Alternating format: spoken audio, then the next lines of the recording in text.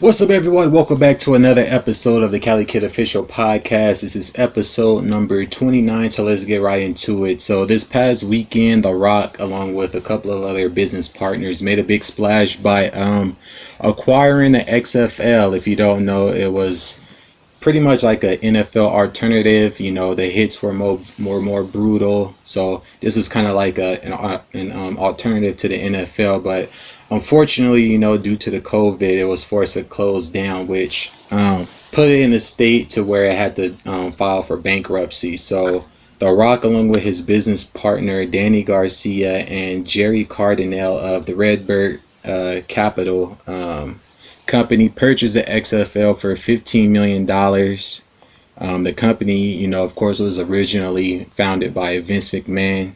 That was pretty much like his brainchild.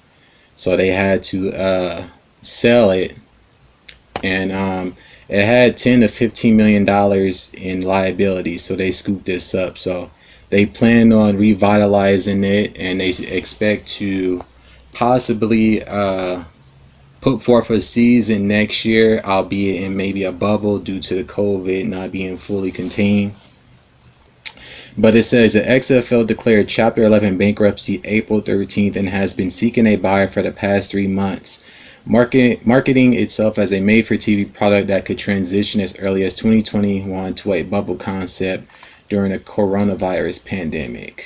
So this should be interesting. It's like The Rock is still living, he's living his Ballers character, because this is one of the things that he did towards the end of the Ballers series. He ended up purchasing a stake in the Kansas City Chiefs, and lo and behold, in real life, he purchases an entire, you know, football organization. So it should be interesting to see, you know, what they do with this going forward.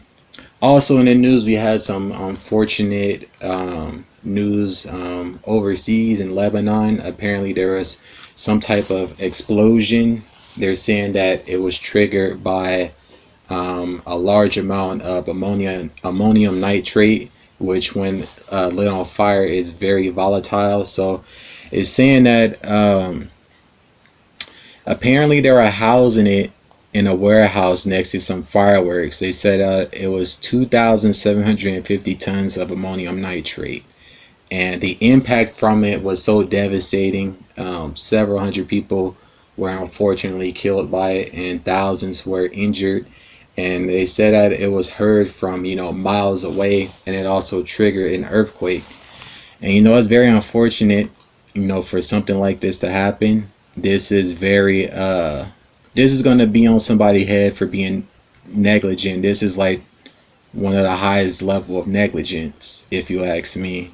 I'm not going to play the video because I'm sure, you know, everyone has seen it, but the you know, the output from it was so strong, it was like that of a bomb. So hopefully, you know, they can recover from this. From what I was reading, the region was already you know, in a state of economic crisis, and now you have something like this.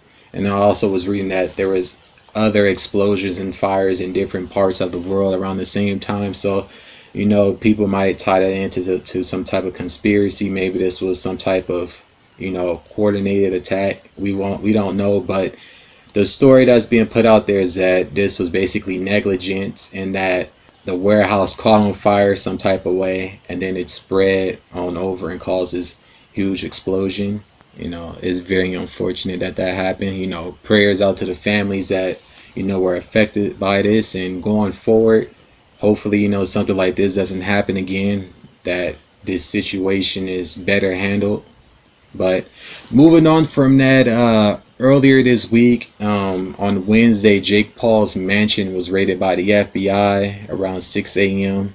So if you guys don't know, you know, a lot of rumors were going around saying, oh, this is because maybe he was a drug dealer and all this other type of goofy stuff. But apparently they raided his home due to his connection to the Scottsdale incident, which was back during the riot, the George Floyd riots and protesting. He was at a mall, and rather than, not entering the mall while it was being looted, he, along with, two other people, entered the mall and basically were video recording, the mall being looted and whatnot. So he was charged with, unlawful assembly and trespassing, but the Scottsdale PD dropped the charges so that the federal government can investigate, criminally. So that's how the FBI got involved.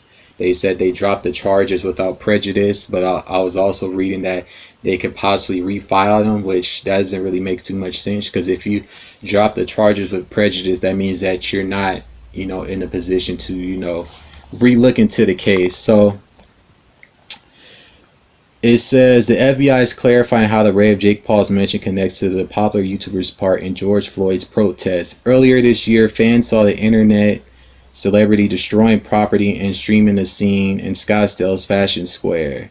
The FBI is saying that Paul's house is a direct result of that video. The FBI is investigating allegations of criminal acts surrounding the incident at Scottsdale Fashion Square. The Bureau explained to the publication, this comes as the latest bizarre series of stunts for the Royal Star. He was scheduled to box former NBA star Nate Robinson. I mean, that's going to probably most likely get pushed back due to the backlash. When things happen, companies don't want to be tied to a problem. So more than likely, they're probably going to be taken off the undercard. It says, when Paul's Calabasas mansion was raided today, authorities found multiple guns and confiscated them.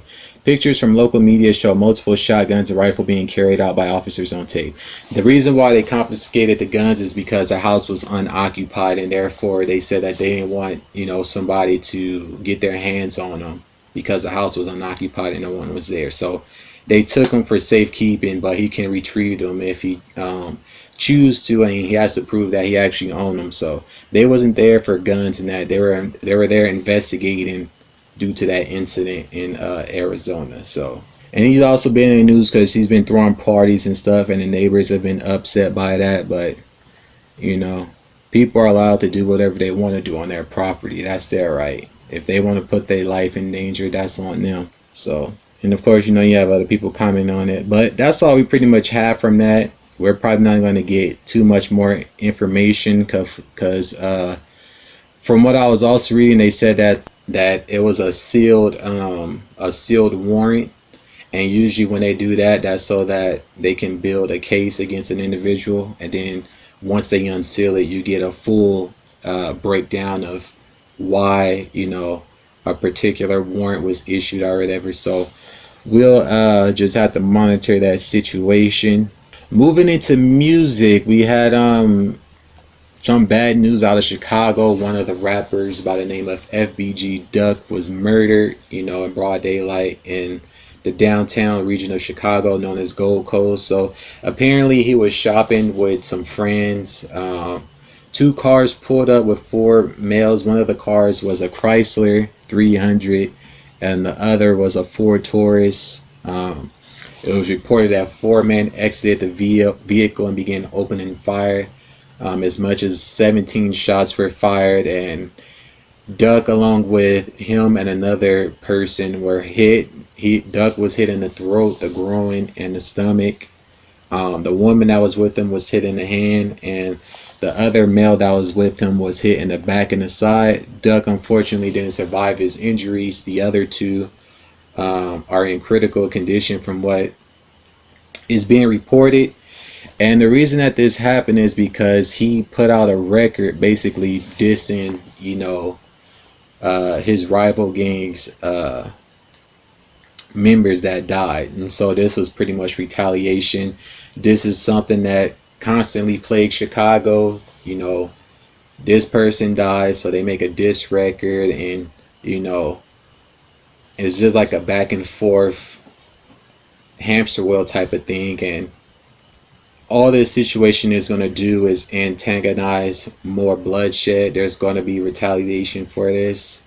And if you ask me, I don't understand why people continue to engage in disrespecting, other people and not thinking something's not going to happen. So this was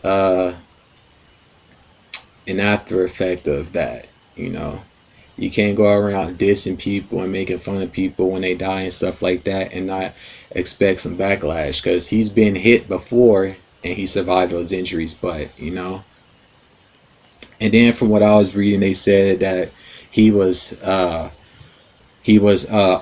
basically streaming his location. And if you dissing people, you should be expecting some backlash, and you basically giving people the drop on you. And this was a situation where things didn't work out in his favor, and now you have another dead Chicago rapper over some senseless gun violence. And it's just going to continue to escalate. But it says, the article is saying, this retaliation is not just about gang members, it's about the collateral damage. Yeah, because you're going to have other people caught in a crossfire of their back and forth killing. It says at 3:26 p.m. Tuesday, FBG Duck, whose real name is Quinton Weekly, was standing with another man on the sidewalk near 70 East Oak Street between Rush Street and Michigan Avenue when people in a black Ford Taurus and silver Chrysler 300 drove up, police said. 4 gunmen got out, walked up, and fired shots, hitting the man and a woman who was sitting in a nearby car. Weekly, 26, was killed. A 36-year-old man was hit in his back and side and was taken to Northwestern in serious condition. Police said a 28-year-old woman was shot in her left hand. Police said her condition was unknown, but she was listed as stable. After the shooting on Tuesday, OSHA described the incident as a targeted shooting. Yeah. Police have also said they are investigating if Weekly, described as a member of the Gangster Disciples, was killed by rival black disciples for a video he produced in which he dissed rival gang members who died. That's exactly what happened. These Chicago rappers, they kill people and then they brag about it in their records, and then the other side come back and do the same thing. It's like, I don't know. But if anything, if you a rapper in Chicago and you get big, you need to move out of Chicago, because it's not safe. It's not safe. But moving on from this into the verses, we had 2 Chainz versus Rick Ross. As I was saying last week, depending on what records were played would determine who would win, and it's looking as though it was a lot closer than one might think. So round 1, Ross started the battle off first. Round 1, we had BMF, which is Blowing Money Fast, versus No Lie. I gave that one to Ross. Round 2, we had Hustlin' versus I'm Different. I gave that to Ross. Round 3, we had John versus Fucking Problems. I gave that to Ross. Round 4, we had Rich Forever versus Spend It. I gave that to Chainz. So we had 3-1 Ross. Round 5, we had Dice Pineapples versus Duffel Bag Boy. I gave that to Chainz. That song. If I ain't gonna do it, I'm about. I'm counting all day like I'm back on the wild. I gotta get your money, little duffel bag boy. That shit is hard. Round 6, we had MC Hammer versus Let 'Em Strippers. I gave that to Chainz. Round 7, we had Aston Martin Music versus Super Freak. I gave that to Ross. So right now we at 4-3 Ross. Round 8. Now round 8, they started bringing out the props. So round 8, we had Santorini Grease versus Bands to Make Her Dance, and Chainz brought out some strippers and was, making it rain or whatever. I gave that round to Chainz. Round 9, we had I'm a Boss Remix versus Rich as Fuck. I like both of those records, so I gave that a tie. Round 10, we had Freemason versus Feds Watching. I gave that to Chainz. Round 11, we had The Boss versus Good Drink. I gave that to Ross. Round 12, we had Fuck With Me, Know I Got It versus Watch Out. I gave that a tie. Both of those records be hitting. Round 13, Ross countered with the props. Before the song was introduced, he had a woman come out giving him a massage and shit. That was funny. But he played Devil in a New Dress versus 4 a.m. I gave that one to Chainz. Then round 14, we had Tears of Joy versus Big Amount. I gave that to Chainz. Round 15, we had Stay Scheming versus All Me. I gave that to Ross. Round 16, we had Pop That Remix versus It's a Vibe. I gave that to Ross. Round 17, we had I'm On One versus You Don't Want No Problems. I gave that one to Chainz. Round 18, we had I'm Not a Star versus Birthday Song. I gave that to Chainz. Round 19, we had Mafia Music versus Big Bank. I get that to Ross. And then round 20, Ross played 2 records. He played Rich Off Cocaine and his verse from Famous, and Chains played Mercy, and I gave that one to Chains. I thought Mercy was a better record than those two. So after 20 rounds, I had it 10-8-2 with Chains winning by 2 rounds. So those 2 ties could go to Ross, or those 2 ties could go to Chains, but the battle was a lot closer than many people probably thought it would be. I think some of the rounds, Ross kind of took his foot off the pedal. This battle kind of reminds me of very similar to the Fab and Jada, as I was saying that, you know, many people thought Fab was going to watch Jada because he has those big commercial records. But it also depends on how you play the records. And, you know, Change did his thing and he ended up scraping by. So it could have went either way, but I had it 10-8-2. Then we got some bonus rounds. So after round 20, round 21, we had Live Fast, Die Young versus Crack. If we graded these rounds, that would adjust the score. So round 21, Live Fast, Die Young versus Crack, I would get at the Chains. Then the next round we had Made Man versus Bees in the Trap. I would get at the Chains. Then we had Was Free versus New Chains' new single called Moneymaker. Both of those was dope. Many probably would give that to Ross with the Was Free. So that one would probably be one for Ross. And then we had Ross play his new single called Pin Me to the Cross.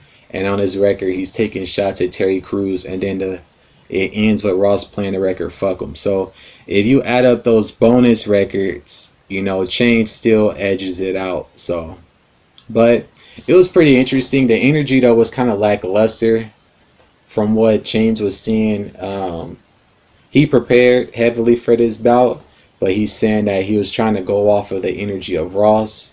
And so, like he said, he didn't want to be too out there, so that's why the energies was so relaxed or whatever. But, you know, after Snoop and DMX did their battle, it pretty much took it to a whole nother level in terms of being engaging and very energetic. So it's kind of hard to go after that, but it was pretty interesting. I wonder who they're gonna do next. What they were saying in the comments, they're trying to get Kanye versus Drake. I don't see that happening because they got beef. So if they able to get them into a room together, that'd be a miracle. Drake was in the comments because at one point it was like a Drake off because they was both playing their records with Drake throughout the battle, which was pretty interesting. What round was that? Probably, yeah, round three. Round 3, Drake was on that fucking Problems record, I think. Aston Martin, he was on that one. That's pretty much that. Also in music, apparently the end of YBN Collective is official. So YBN nahmir basically went online and said that the group is no more, that, you know, they're all doing their own thing. So if you don't know, YBN was basically a collective of YBN nahmir, YBN Cordae, and YBN Almighty J. They pretty much came together over them playing on Xbox Live, so they decided to get together to make music. nahmir was the one that pretty much blew up and put the group on the map with that single Rubbing on the Paint. And then, you know, Cordae was like the lyricist of the group. Almighty J was like the party turn up portion of the group, and then, you know, nahmir was kind of like the street element in a sense. But apparently they've all gone their separate ways. So he says, they left this YBN shit in the gutter. Remember that, I'll turn it up myself. And then a fan says, wait, what? And then nahmir says, yeah, it's only me, kid. I mean, Cordae is really the only one whose career has, you know, elevated out of the group. The other two haven't really had as much success as they've had, you know, earlier within the group. Cordae, you know, his project, his last album was nominated for a Grammy. So, you know, his career is steady elevating. You know, Almighty J, he's still doing music and stuff, but it hasn't, you know, it hasn't hit. So, you know, those things typically happen when you're in a group. The members want to do the solo thing, They feel maybe the group hampers them down, and it is what it is. Moving on from that into sports, way back, I believe that was in May of last year or so. A couple of football players found themselves in trouble for apparently engaging in an armed robbery. So charges have been filed. So it says Giants Deandre Baker charged with 4 counts of armed robbery with a firearm. Quinton Dunbar not charged. So apparently both members were at some house a couple of days prior. They lost about $70,000 from gambling. I'm guessing they got upset by this and decided to rob a party where apparently people had valuable, jewelry and whatever. And they pulled up in exotic cars, which was stupid. It says coroner Deandre Baker has been charged with 4 counts of robbery with a firearm, per Broward State Attorney Mike Satz. If convicted, the punishment will be 10 years minimum and up to life in the state prison. It's like, why would you throw your life away over 70 bands when you gonna make that?